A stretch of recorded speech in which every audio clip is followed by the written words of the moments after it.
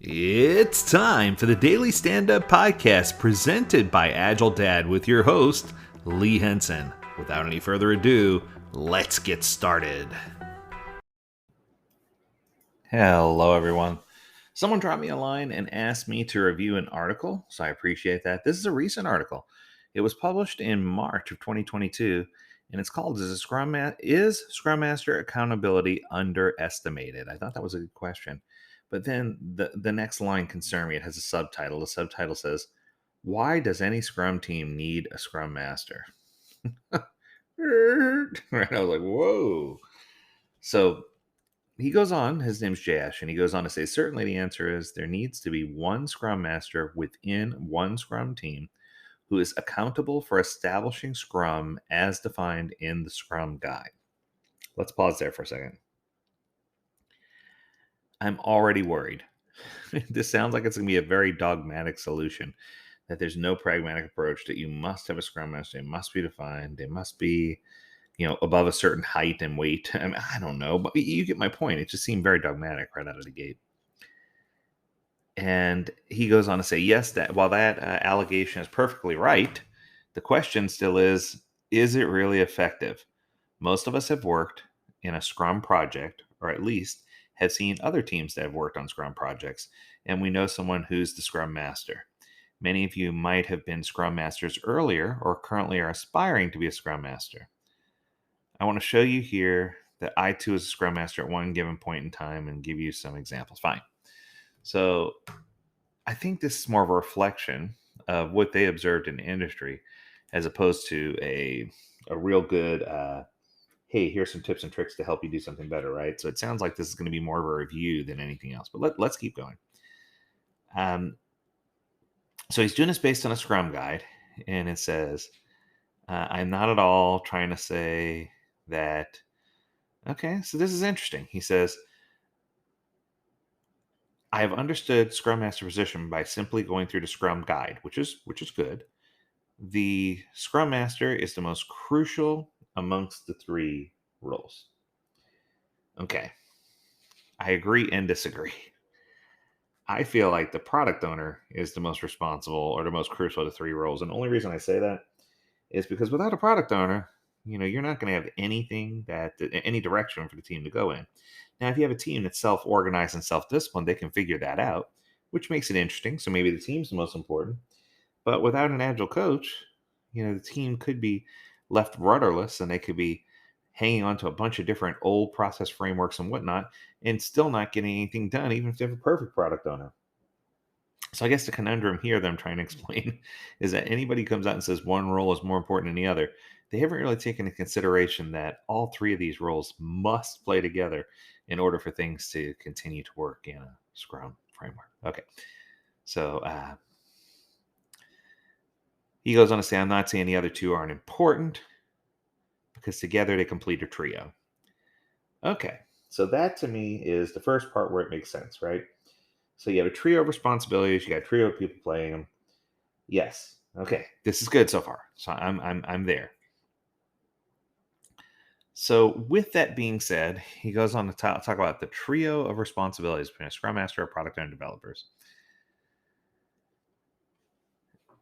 Now, this is interesting. Here's a quote. It says, I see the Scrum Master as the most vital part because he is the person that is accountable for establishing Scrum within the team. I think if you don't have Scrum established within a team at the team level, it doesn't really matter how good your Scrum Master is.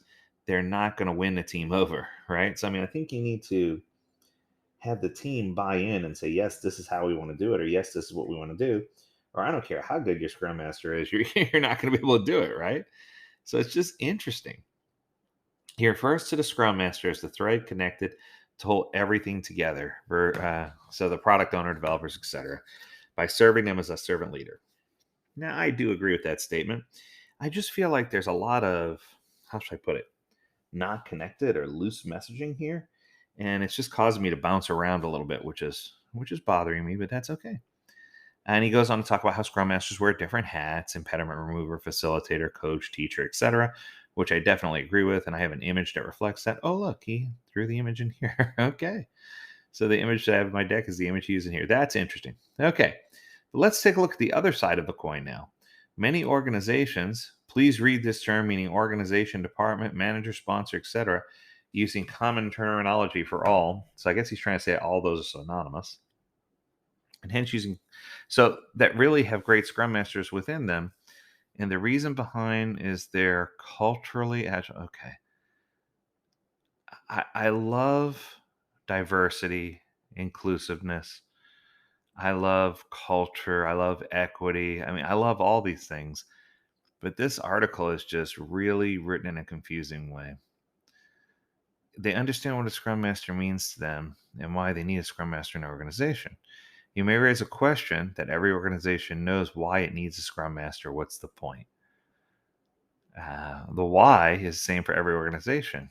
Or, oh, is this why the same for every organization? Or is it really about why they need it? Or is it about what they need? It sounds like to me that this person is chipping around the edge, I mean, way around the edge, of saying that we inherently need more clear roles and responsibilities. If this person would have just come right out and said, look, here are the three roles that we have, but I don't think people really understand what they do. And let's shine some light on what people really do and how they should be getting going. That would have been a lot better. Now he does reference, so bonus points for this. He references Simon Sinek, and he talks about the golden circle, and he talks about the why and the what, and the golden circle and the how.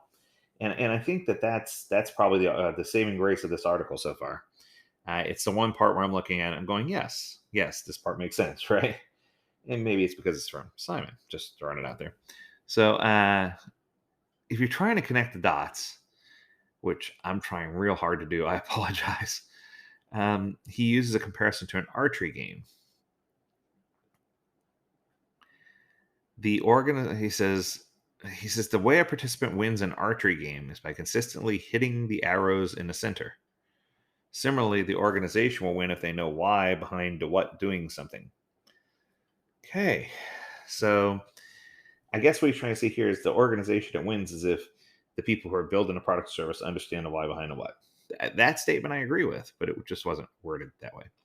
Let's see. Many organizations, when they transform, they need to have a Scrum Master for their project because that's the need as per the Scrum framework rules. Ooh.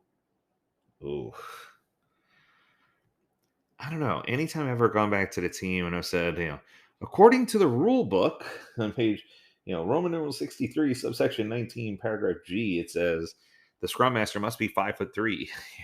I don't know. I just made that up. That would be a short Scrum Master.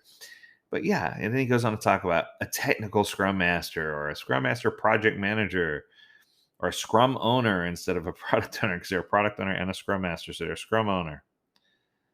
That doesn't sit well. It doesn't resonate. It just the fact he called out those things scares me to death. Many organizations don't have a dedicated Scrum Master due to some constraints when they begin. However, when they continue in the same fashion along the long run, saying that they're not getting the output that they desire this way, they will want to continue the same way by ignoring the outcome unknowingly. Okay.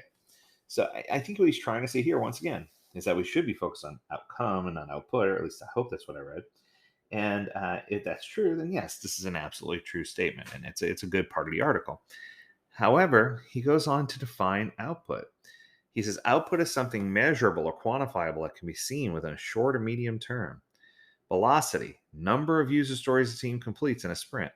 Outcome is qualitative and can be experienced but not measured in a medium to a long term.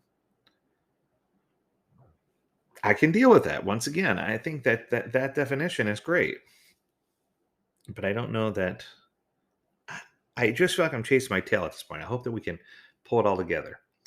It says Scrum Master's role is really so powerful that given an opportunity, he should be competent enough to enable the team to be at the next level.